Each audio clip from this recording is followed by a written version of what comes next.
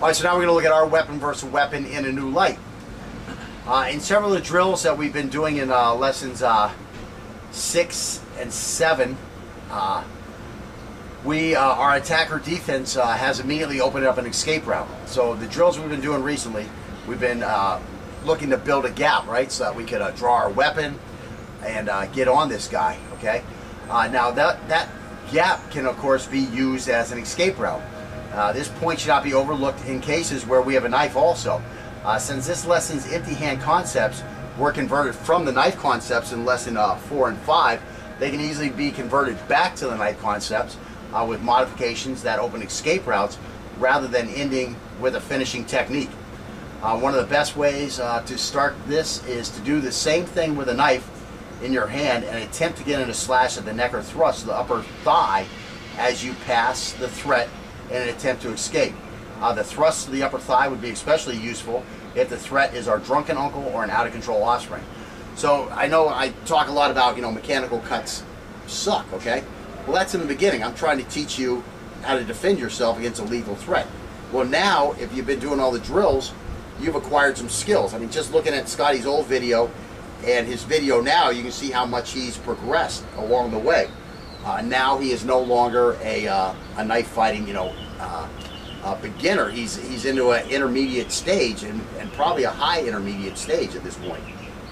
So now he has more skills.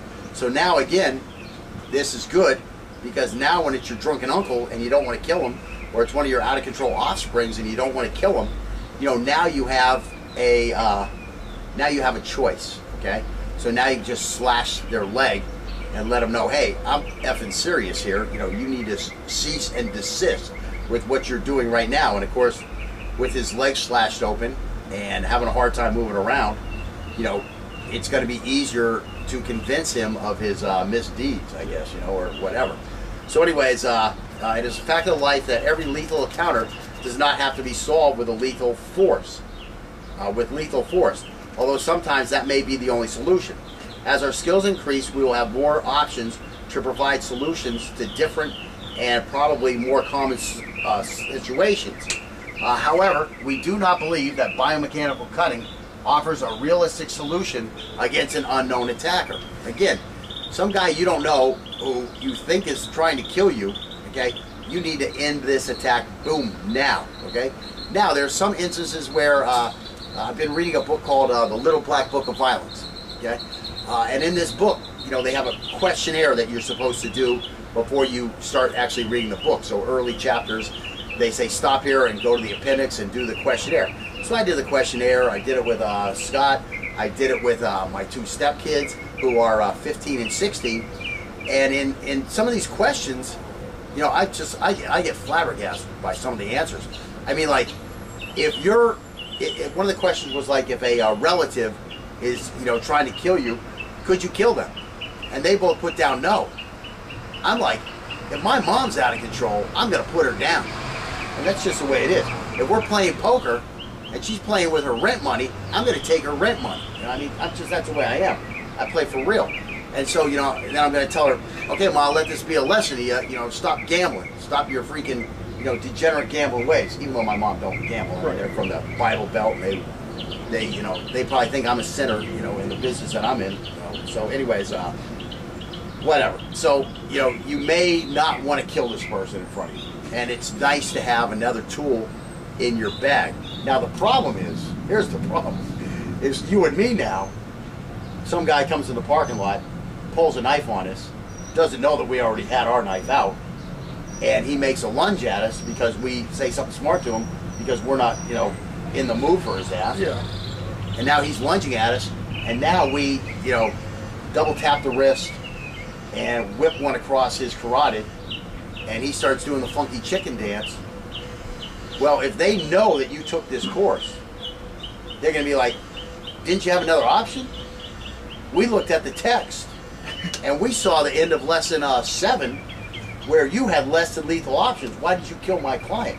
You're in a potential danger zone there, okay? Again, how do you solve that thing? You solve the way police do it nowadays, is you say, I was overwhelmed by fear of losing my life, and I just wanted to stop this guy as quick as possible. And I knew, because I'm you know, an educated knife guy, that the leg cut won't necessarily stop him. Yeah.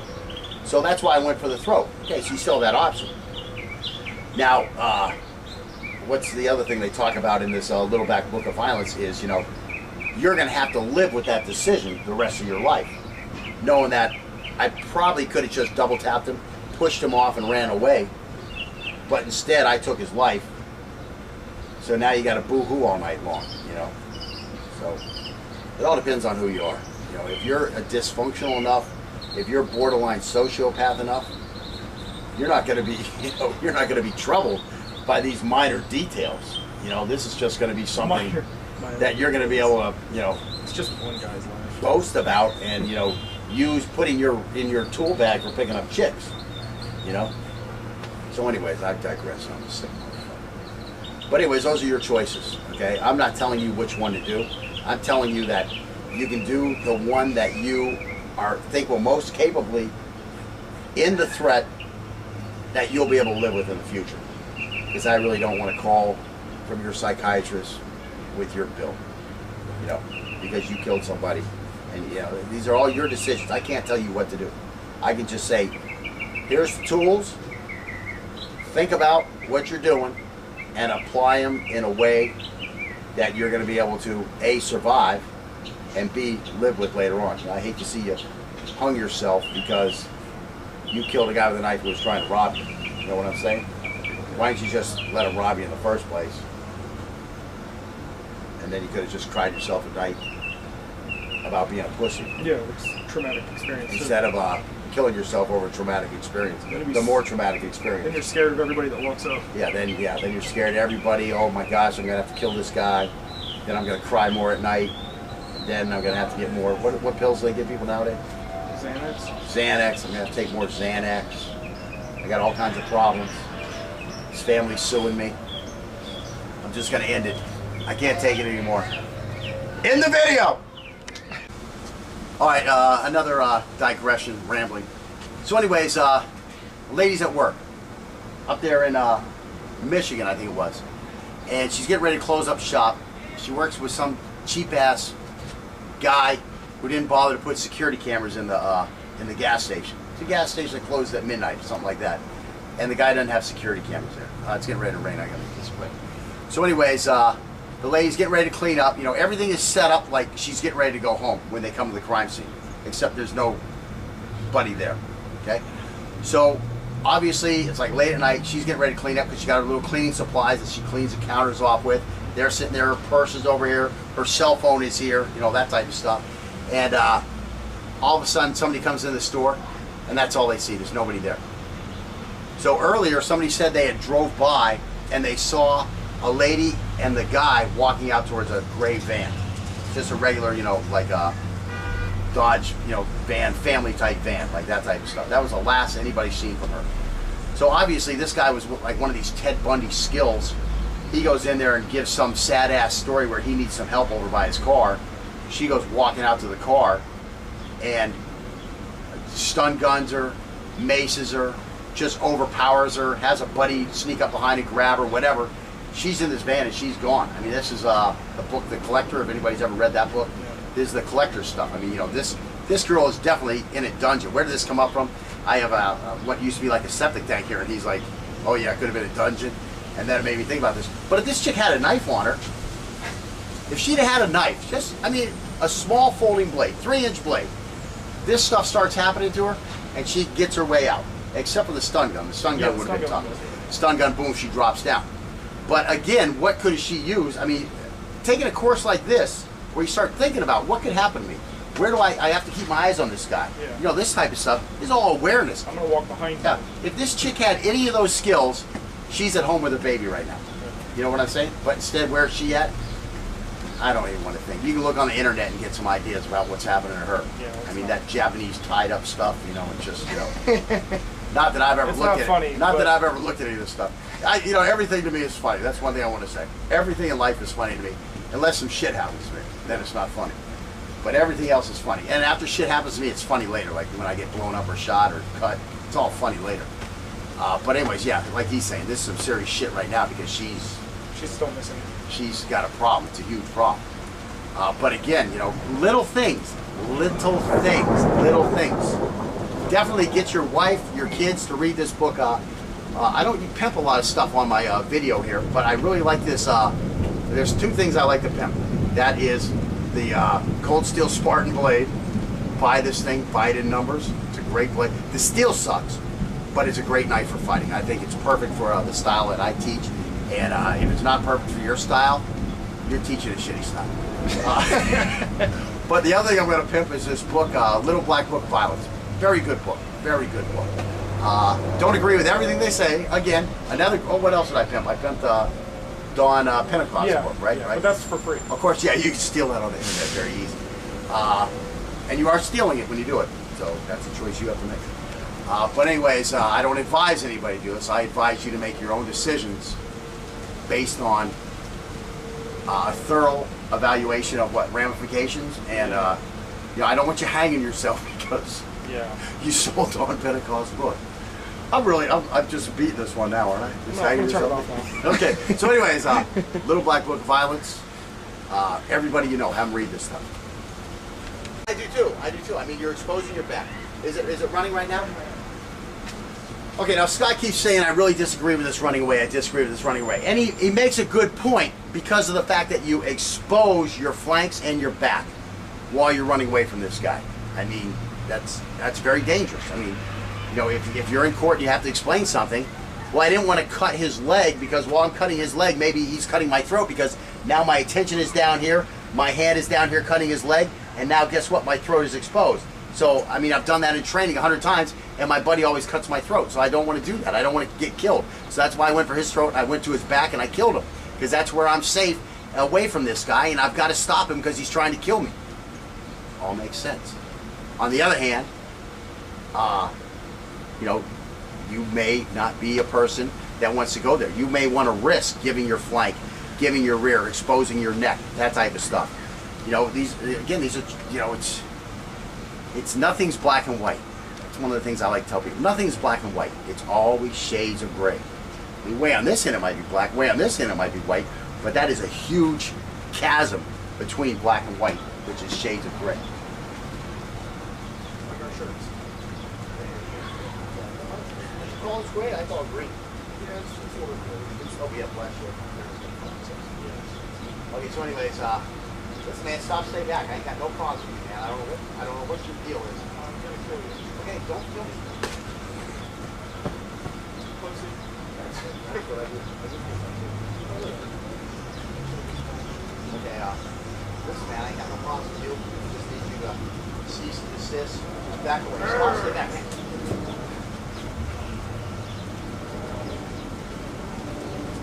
And again, that time I fanned on the initial, but I touched him a little bit with the second one here on the arm.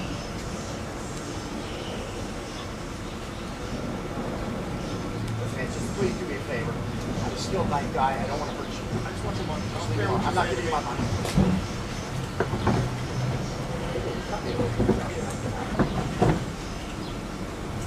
Yeah. Stop, stay back.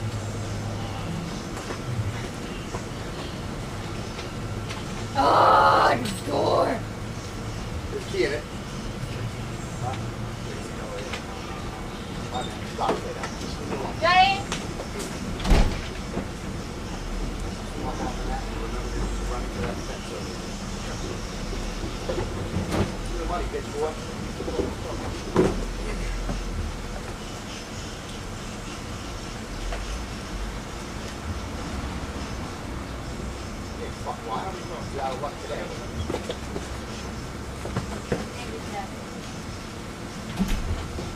Is there a whole lot more? Give me the money, mother. Go ahead, lift your nose. Stop hanging for it. Right, that's what I'm saying. It was tough hanging because you walked there. Give me the money.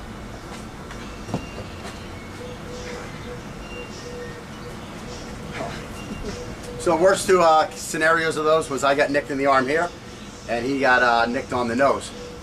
Those were the worst ones. And again, it was an angle where he stepped out, and my blade was going right to where he was going, And same thing where I got nicked. He came across this way, and as he came this way, I like get a touch on him, but he still gets a touch on me.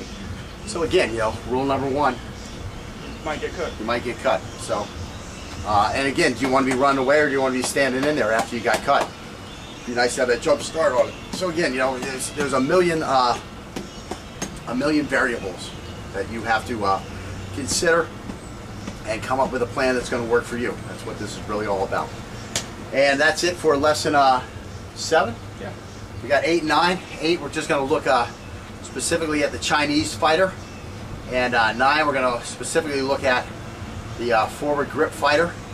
And then 10, we'll just wrap things up. So we're very close. Again, I've been telling Scott that because I did the course so thoroughly with him, you know, usually I would just kind of walk you through this course and it would be done in 10 weeks. Because we would just look at, you know, a lot of the basic stuff. Whereas with him, because I was videotaping the course, I put together what I would call like a black belt level course. Of course, to get to black belt, you need, you know, the repetition. So what I typically do is you go through the course the first time, I will hand you a tan belt.